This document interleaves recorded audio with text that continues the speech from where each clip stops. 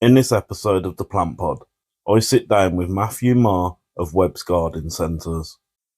Matt started his career at Webb's in July of 2016. He was a garden plants assistant before moving to the garden plants team leader role. Matt left Webb's to join Boningale's Nurseries as their goods in manager. At the beginning of 2023, Matt returned to Webb's to become the production supervisor for Webb's own nursery. Matt runs a team of people that do everything from potting to cutting back and feeding and pest and disease management. I get to work with Matt on a daily basis and can honestly say that he is an all-round great guy. In this episode, we touch on mental health and also education in horticulture. I'd like to say thank you to Matt for taking the time to come onto this episode and chat with me. This is episode 4 of the Plant Pod. Let's get into it.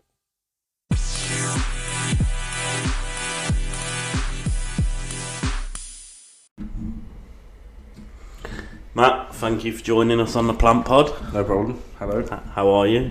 Very well, very warm. It's hot today. End of a busy week. Yep, exceptionally busy. Very, like I say, very warm, very hot. So, how did you get started in horticulture? It's not a great story, really.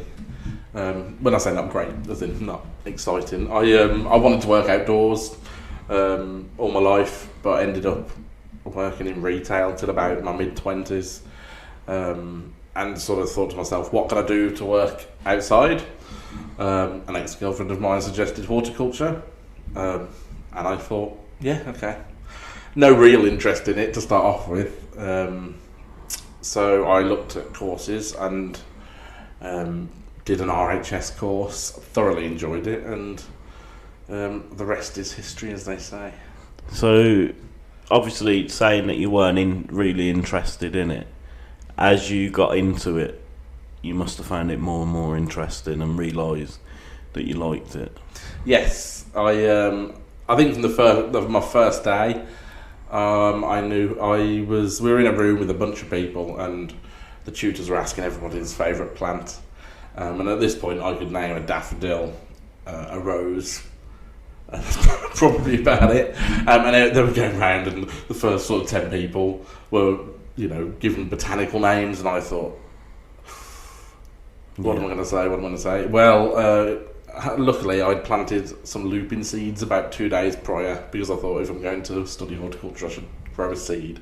Plant something. Yeah. So I just said a lupin, because they look cool. Where was that at? It was at the study centre at the Birmingham Botanical Gardens via Birmingham Metropolitan College. Okay. So that's quite different to a lot of people's introductions into horticulture, especially in this sort of area like Worcestershire, Herefordshire, Gloucestershire, because it's all rural, and there's like rural colleges, there's like Pershore, that do all these rural courses, whereas I grew up in the suburbs of Birmingham, and there isn't really a drive for those sort of sectors there. So yeah, it was good that a college that is bang in the middle of the city actually did provide that. Did you find it hard to find somewhere that did it close to you? Yeah, honestly, no, because I remember being at work. I was in my office when I was working in retail, and I was texting my partner at the time, and she was like, "Oh, I'll look for courses for you." So the real answer is no, because I didn't look, someone else did. But I think it's not necessarily hard to find the course once you know you want to do it, because you can just look at a prospectus and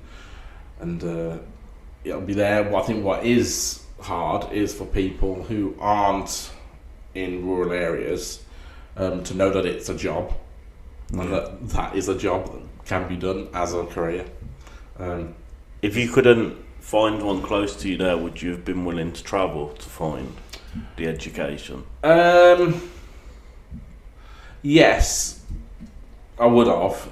Well, no, the probable answer is actually no, because at the time I didn't know I would enjoy horticulture. Yeah. So I probably would have gone, obviously that would have been a huge shame because I wouldn't have ended up doing this. But yeah, you would have had to travel out of the city into various other areas to find somewhere that did it, because there was multiple places that did it, but they were like small little units, like a garden in Edgbaston that ran the RHS course, or I think there might have been something in Erdington as well. There were just like little sort of pockets of people doing the RHS course for like 2 or 3 people. Whereas obviously in other areas you have colleges dedicated to agriculture, horticulture, etc., which you don't tend to get in the middle of a big city. So how long have you been in horticulture? As in, is that from when I started working in horticulture? Yeah, or from when your I started start. studying? Because I suppose, did you study and then go straight into work? Or? I studied for about, what are we talking now? So I was working about 2015. So yeah, I was studying, and when I was studying, I looked for a part-time job in horticulture, and ended up being an assistant gardener at the old George Cadbury estate in Bourneville, which I think is Woodbrook now, it's called. And I studied and worked there at the same time.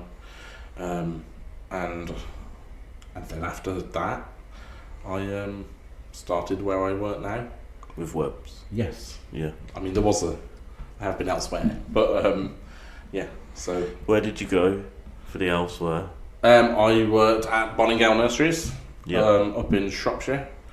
I think it's classed as Shropshire, as I moved up there, and luckily that was right by me, so I sort of moved out of retail horticulture and into nursery work then. So before you went there and you was at Webbs, what was your role? So initially I worked sort of just all over the retail part of it, so doing a bit of everything. I think it was clocked that I had a horticultural qualification, and then I was moved over to, again, staying on retail, but moving to more like tools and feed and chemicals, or we're not meant to call them chemicals anymore, are we? But they are chemicals. Yes.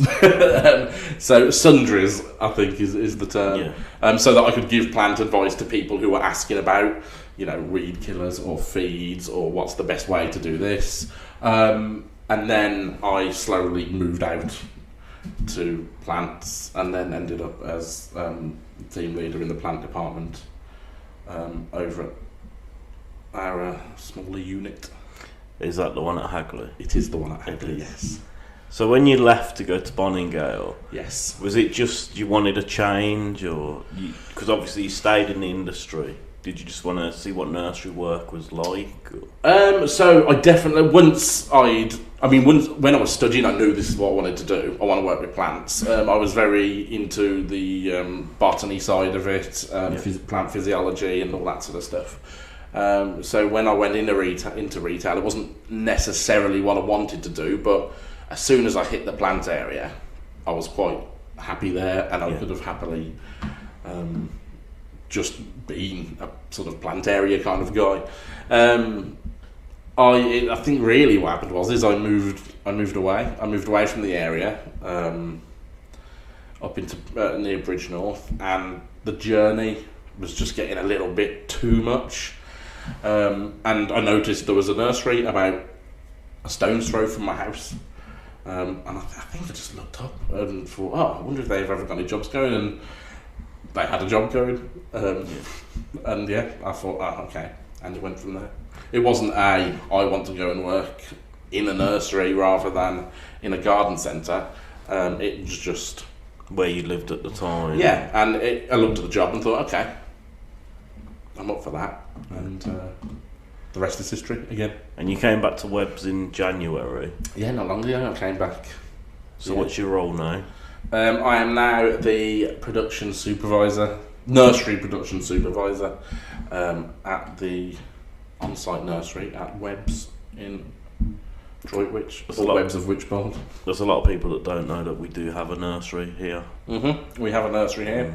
We've had a nursery here for like 40 years, I think. Yeah. Funnily, when I went to Boningale, there was a bunch of lads there that worked this place 40 years ago. Okay. So, I was chatting to some of the buyers there, and they're like, oh, is Mike still there? And yeah, so... I've tried to get Mike on. Have you? Yeah. Won't do it. Won't he? Not yet. Never mind. Maybe one day. I mean, nursery side of it, like I say, there's a lot of people up there that don't realise we have a nursery. Customers don't realise that we actually grow our own here. I know we're making that aware now, aren't we? Yes. As well. Signs, labels. Yeah, I think it's know. Yeah, it's all part of everyone's becoming a lot more conscious of where they're buying from and how far it's travelled and whether it's British grown and stuff like that. So I think when a garden centre can show that actually it's travelled from 400 metres down a gravel road, that does entice people a lot. But it needs to be shouted about, especially if your plants do come from abroad. Yeah.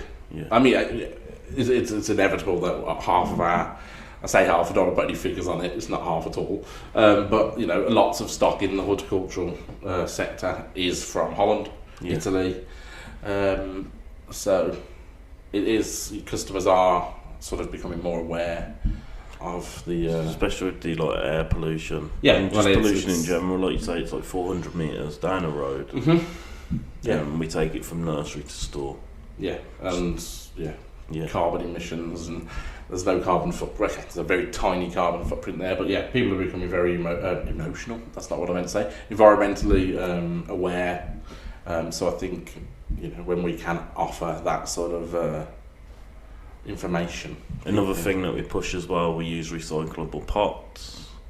Easy recyclable pots. Yes. Peat free. Peat free, that's another one. There's not many nurseries that are 100% peat free. There are a few, and it has its challenges, and the industry is addressing it and getting ready for it, because obviously it's going to be completely banned. So I think we're in a great position here. I know there's larger nurseries around the area that are sort of doing their thing and getting away from peat, which is great. So I think as an industry we are doing quite well. Have you noticed any disadvantages to peat free? Yes. Using it? Yes and no, or more yes but not to a degree that it's causing us huge problems. Obviously, water retention, nutrient retention. I think everyone has a problem with that. It just doesn't hold nutrients as you can go in depth about it, but it doesn't hold nutrients as well. So and they can wash out a lot easier. So there is that, and there is sort of there's still arguments about the sustainability of certain peat alternatives and how sustainable they actually are. I mean, you can use wetting agents, but then you're going to have to put the cost of the plants up. For the cost that's it. And I think the general public are starting to be happier to pay a little bit more for a plant they know is environmentally friendly, rather than black pot, peat soil, all the no-nos, all the chemicals in the world shoved on it. So I think that's definitely good. I think it's just getting the mix right. For what you grow. This is the thing as well. There's no one size fits all with peat. Peat-free peat alternatives. You do literally have to change the mix depending on what you're growing. And that could be, you could be growing a fuchsia and a buddleia, and they need two different mixes. So it's it has its challenges. And it is trial and error, isn't it? It's still in the early days. Really. It is. It's so we do these trials, but it's not like they're done in a week. They take years to figure out. But we're definitely going in the right direction in regards to peat and sustainable growing. 100%. So there was what we wanted to talk about today was mental health. Right, yeah, we did. And mental health in horticulture. So how do you feel that horticulture helps with mental health? Well, it's a well-documented fact that being outdoors and being around nature releases your dopamine and whatnot. So, I mean, just being outside is a massive factor, especially for me. Yeah. If I was not outdoors, I think I'd really struggle. It would be a lot tougher to just be sort of inside, but I think that's more to my personal taste of not being inside and being outside all the time. But in terms of it helping people, everything, anxiety, depression, personality disorders, maybe not personality disorders, I'm not a doctor, I don't want to say that it helps there. But I believe it like for bipolar as well, definitely. Yeah, it's just, I don't know the science of it, I know that's not my profession, but all I know is that when I take people outside, if my girlfriend's in a mood and we go out for a nice walk, suddenly she's happy again. Yeah, it's everyone seems to be happier outside, even people who moan about going outside. One of the little ones always moans about going outside, but if we were outside for 20 minutes, that's it, she's loving it and she's having a great time. So I think a big factor is literally just being outside. In terms of horticulture specifically, there's obviously the sense of achievement of growing something and watching something grow, caring and nurturing something and seeing what your work has done has to be, a positive effect. Especially, with growing, I found when I first came up to the nursery, I weren't really noticing it straight away. And then when you see the orders going out to the shops and you realise, you've potted that plant, you've watered that plant, you've nurtured it. Have you walked around the shop floor and gone, I'll drill that? And he just puts a smile on your face straight away. I potted that, I watered it, I nurtured it, I stuck the label on it, and now a customer's buying it and putting it in their garden. It's mad because I've walked past some bedding stuff that I know it's a quick turnaround with bedding, but I've noticed some stuff in the garden centre when I've walked through my partner, and I've looked at maybe a batch of dahlias and gone, I remember those exact plants coming in, tiny little babies, and I remember potting them, like you say. I remember doing all of this. So, that's specific to working in horticulture, and there certainly is a passion thing about it. Obviously, it's almost a labour of love. Because as we all know, horticulture is not exactly very highly paid. No. So things like that are why we do it, I think. But going back to like the mental health and being happy when you see stuff like that, when I was chatting with Boyd on the first podcast, he was telling me that doctors are actually prescribing gardening, horticulture. Really? Yeah, for people with depression. Yeah. Well, yeah.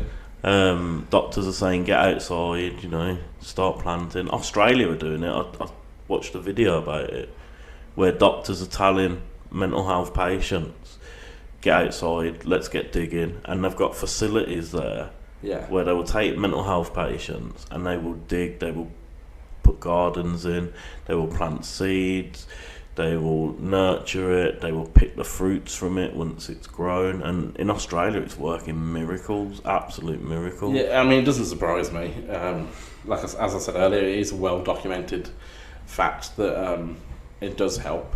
I think the fact that we are, as sort of like maybe a country or a society, surprised by that, maybe shows that we don't know enough about horticulture, or horticulture isn't spread out as mainstream as it should be. No. I know it's gaining a lot more popularity amongst younger people, mainly houseplants and social media gurus, but it obviously shows, if we find that quite surprising, that the doctors are doing this because it works, it shows that we don't know enough. Yeah. As a society that we should do. You mean you look at today, for instance, sun's out, and although it is hot in the tunnels and the greenhouses, it's still you working outside in the sun.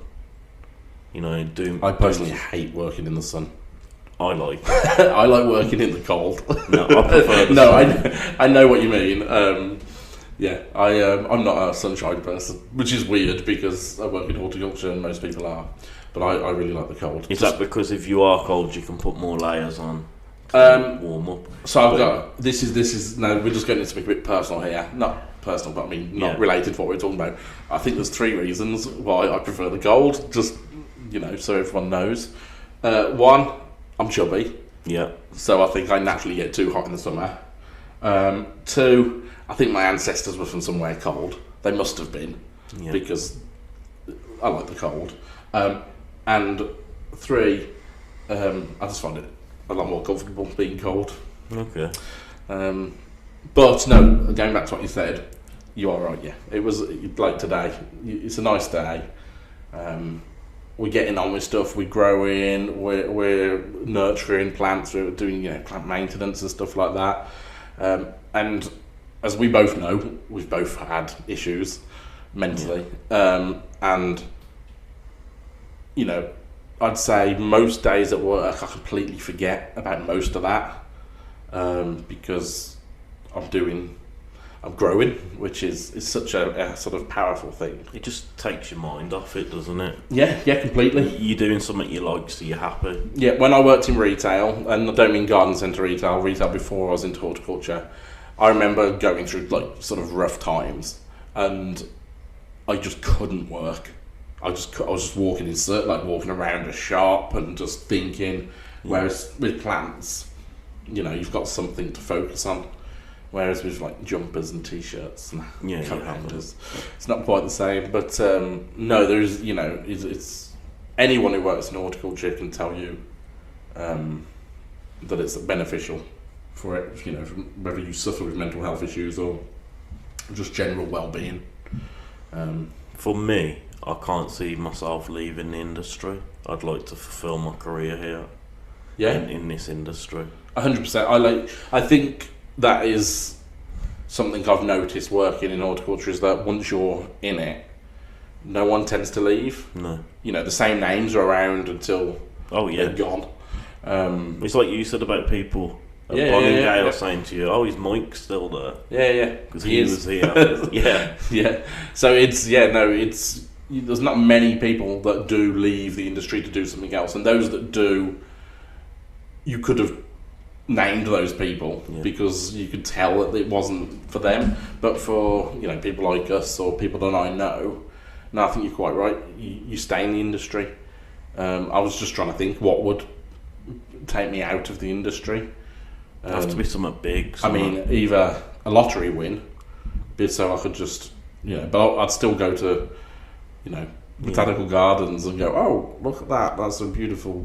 You'd still want to be involved in some way. Yeah, exactly. I couldn't think of a job I'd prefer to be doing than this. And that's genuine. I don't think I'd, when I say this, I mean working with plants. Again, when I spoke to Jack Appleton, and we was talking about his career, and he said he left for about 5 months, 6 months to go into car sales, just to see if he'd enjoy it more, and he said he didn't. That's what brought him back. He didn't enjoy it more, and he wants to stay in horticulture. But he thought to himself, "I'm just gonna see if it's different." But he said he'd never go back. Yeah, And I think once you're in it and you realise how much you do enjoy it, and I think if people actually realise how much fun it is.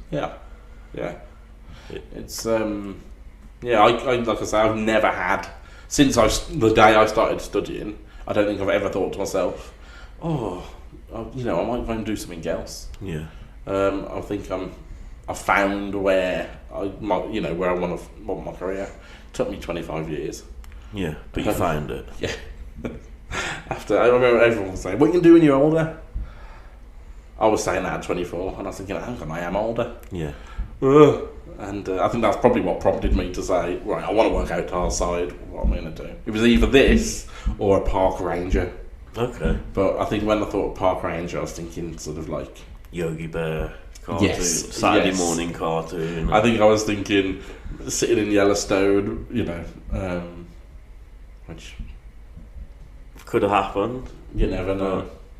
Yeah.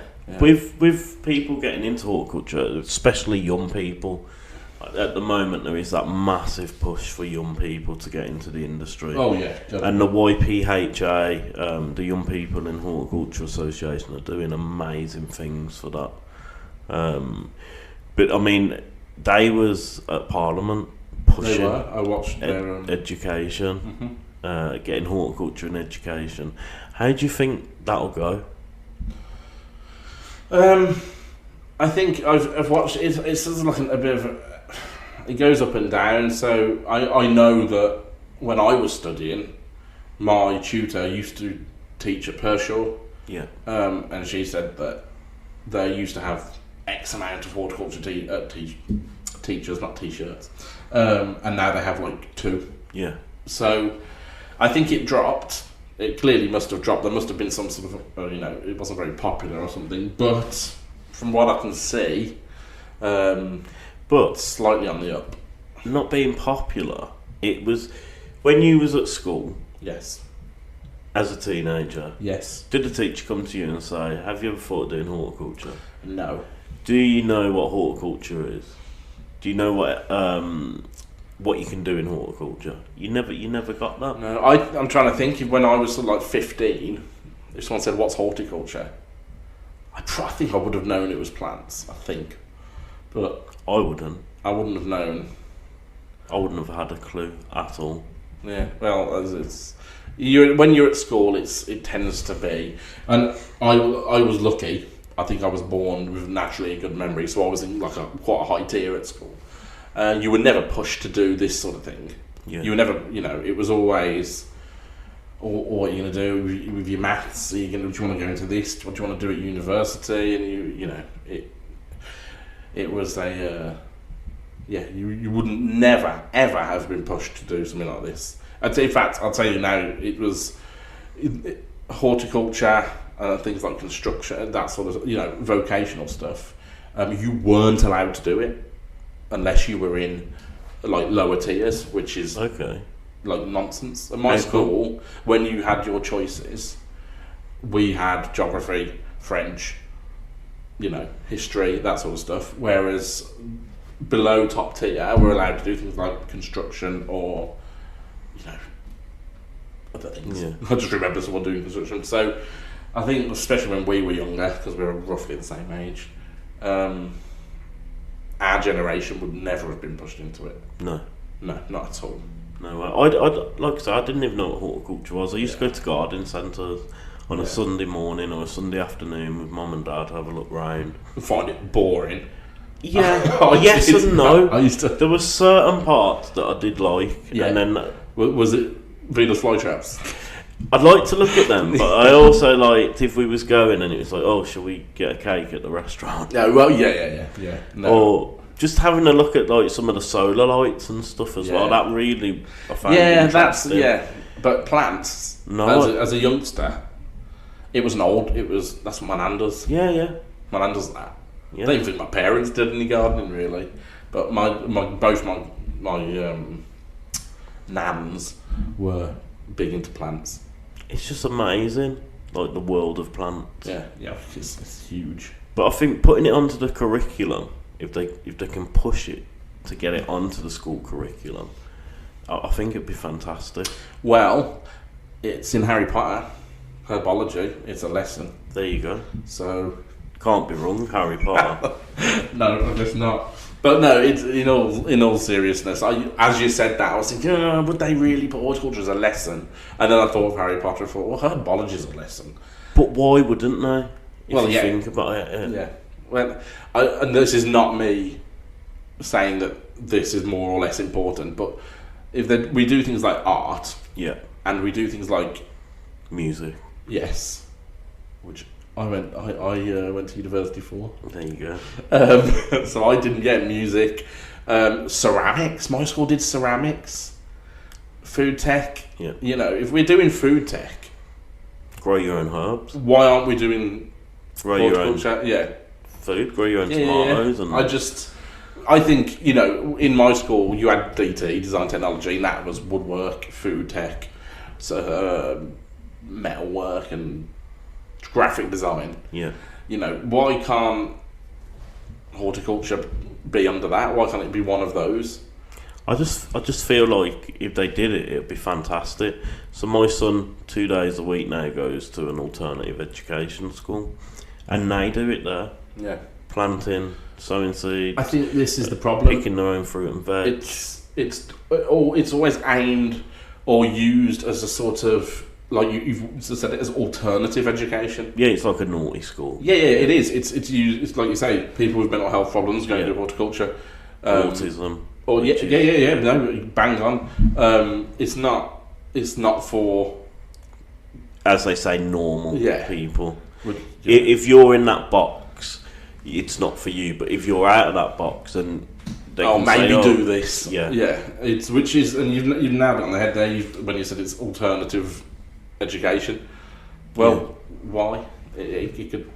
There's no reason you couldn't go to maths and then go, oh, we've got an hour of horticulture now. What are you doing in horticulture? Well, we're learning about photosynthesis, and we're going to do a demonstration on how water's, how the roots pull up the water from the soil science. Yeah. Which is one thing. Which, I mean, we say that, but you do learn this in science.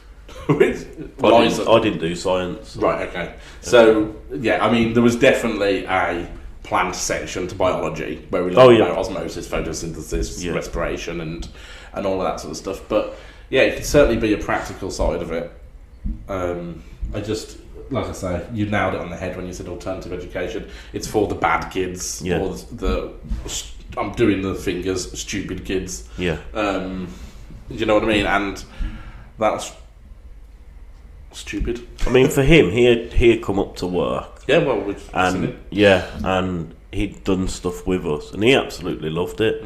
So when we had to go and look around this school, and he realised, you got polytunnels here, and he already knew straight away because he'd been in the environment. Yeah. So for him, it was like win-win situation. I get to do something that I've done and liked. Yeah. Also, like when I just think if the government don't change it, eventually the industry's going to die off. Yeah, for the younger people, and that's why I really think the YPH are doing a fantastic job with what they're doing. They are. It's sort of a thing that needs doing. I mean, how old am I? 33. How old are you? I'm 38 this year. So you're not classed as a young person in horticulture? No, I'm classed as a middle-aged person in horticulture. I got 2 or years. Old. Yeah, it depends how you look at it. But there is a massive if you look at the industry, for the most part, it's an old person's game. Yeah. So we definitely need sort of fresh blood, young people, and there are people that come up and go, really get into it. There are young people, but it could certainly be pushed as a much more accepted pathway. I mean, there is stuff as well, because I know colleges do it and RHS do their courses. But if you wanted to look at it and learn something free, there are websites out there. There's a website called Allison, and basically it's free online education, and you can do diploma and certificate courses, and you only pay for your certificates or your diplomas. But they do a lot of horticulture courses on their website. That's good as well. And I've done an introduction to plant biology on there, and I found it really interesting. Yeah, plant biology is one of my favourites. Yeah, honestly, absolutely fantastic, and so mind bending to think. How the plant works. I mean, I did touch on it with my apprenticeship that I'm doing at Pershore, and some of the stuff that you learn from there is amazing. To think what a plant starts off from and becomes. When I was doing my RHS level 2 initially, and we were doing the sort of plant physiology aspect of it, I was just mad. I was just like, "Whoa, this is science. This is proper science. Big words, and You know, I remember learning words like column-chimer and sclerenchymer and being like, oh, yeah, it fed my... I was watching Who Wants to Be a Millionaire with my partner and my son, and there was a question on there about what is the part of the plant called on the leaf where the water goes through, where the plant sucks in water, and you had like roots, stomata, and I can't remember the other two, but I was like, stomata, it's a stomata, I know what it is. Yeah. How much was that for? 100 grand, 125 grand.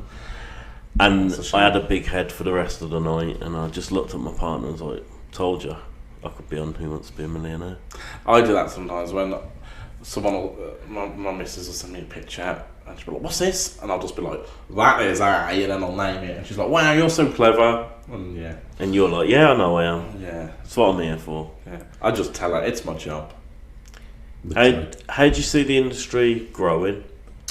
Hopefully with an influx of younger people, so that when all of the older people die off, or die, same thing. Yeah. We have someone to replace them. Leave the industry for good. Yeah. That we have, we have people to replace them, and you know, you look at our staff. Actually, our staff are all quite young. Yeah, they are. We're fresh here.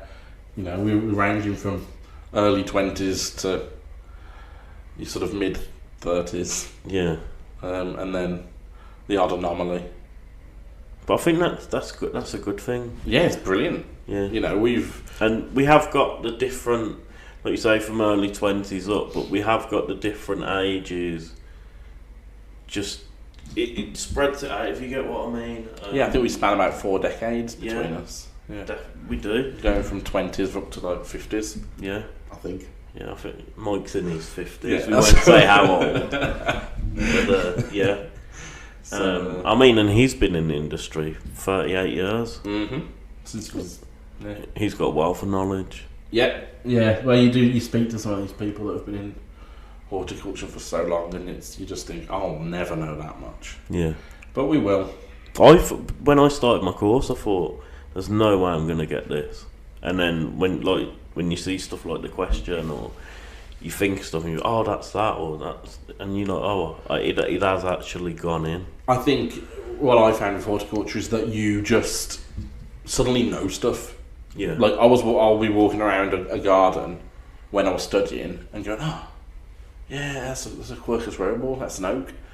Oh, what? I mean, okay, and that's a potentilla, and you know what I mean? And you just go, oh, hang on, I do know a lot. I was speaking to one of our guys not long ago who says that he wants to learn a bit more because he doesn't think he knows much.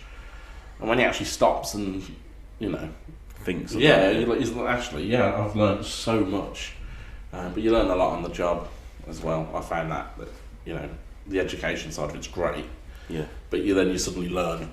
I think you need to be in it as you're learning. Yes. Well. I'd like, don't get me wrong, if they did it in the curriculum, and that's absolutely brilliant, because you are going to be learning, and they could do so much with it. Mm-hmm. By the time you get to college, it'd be fantastic. Like, you'll know so much. But I think working in it as you're learning as well. That's the ultimate. Yeah. Yeah. That's kind of what I did, and you know, I learned totally different things off the head gardener where I used to work, Steve.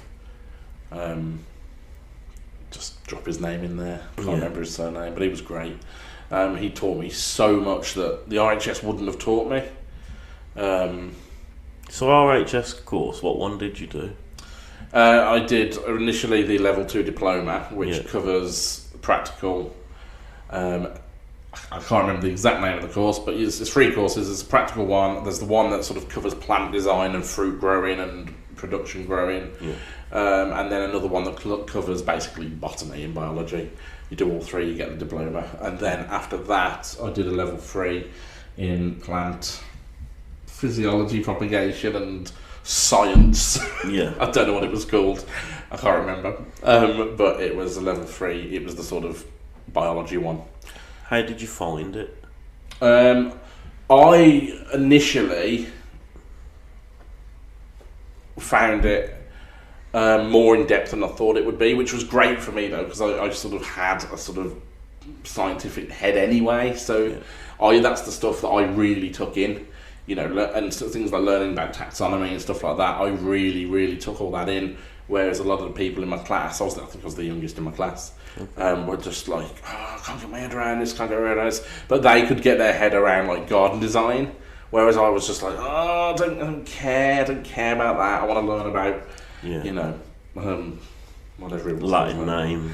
Yeah, that was me. That's what I loved learning, you know, and all the different parts of a plant and how a plant works, and the chemistry in the soil, the chemistry in the plant, and all the physics as well. So I was really into that. What were the tests like? The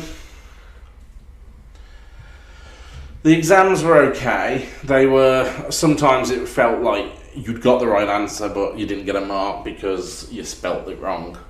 Yeah. Or, which obviously I don't see as fair. You can't be expected to remember how to spell everything in its Latin. Yeah, well, I just think that if I think I was told that if the examiner whoever was marking it could sort of read what you know, knew what you meant, like say you'd put rhododendron but you'd missed out the D. Yeah. You know, some of the examiners would go, okay, I know he means rhododendron, that's fine, tick. But I think sometimes you would get a big X because you missed out the D. Yeah. You know, or if you put daffodil instead of narcissus, you know, you'd get half a mark and that sort of stuff. So it's very formal. I think if you're going to do an RHS, you need to expect it to be quite formal because it is. Yeah, it's got the word royal in it. Yeah. So it's going to be quite formal. But you know, you've got your city and guild stuff as well, which is great. And then, you know, all the stuff they do at Pershore. There's not much in universities now. No, there isn't. Pershore are doing a university course on sustainable horticulture. That's great. That's brilliant. But if you want to study botany, you can't find stuffed. anything. Yeah. I think you can do it as part of a course. But if you want to just, you know, and all the aspects of that, when I was talking about marine botany and stuff like that, and where do you go to learn this stuff? Yeah, there's nowhere. But you look at other countries, and it's there. Mm-hmm. No. Well, we won't go into politics. No. What advice would you give anyone who wants to get into the industry?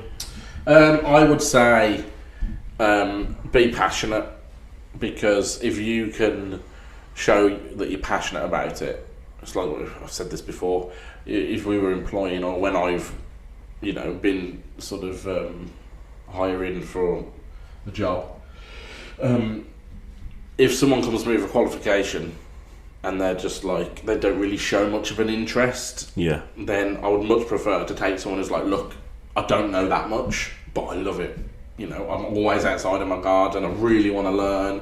So show that you're passionate and you really want to learn. That's what I would say. And if you can, contrary to what I just said, try to study. Yeah. Because again, contrary to what I just said, I think if you've got a CV and it's got a horticultural qualification on it, you'll be shortlisted straight away, because, you know, I've tried to employ a plant area assistant and got 70 CVs and none of them had any horticultural knowledge or anything. But again, like I say, but if you do, you know, the other side of that is showing how passionate you are. But you need to get that across in your application, because otherwise they get screened and lost. Yeah. And where do you see your future? And where do you want to go? Japan. I just want to go to Japan on holiday.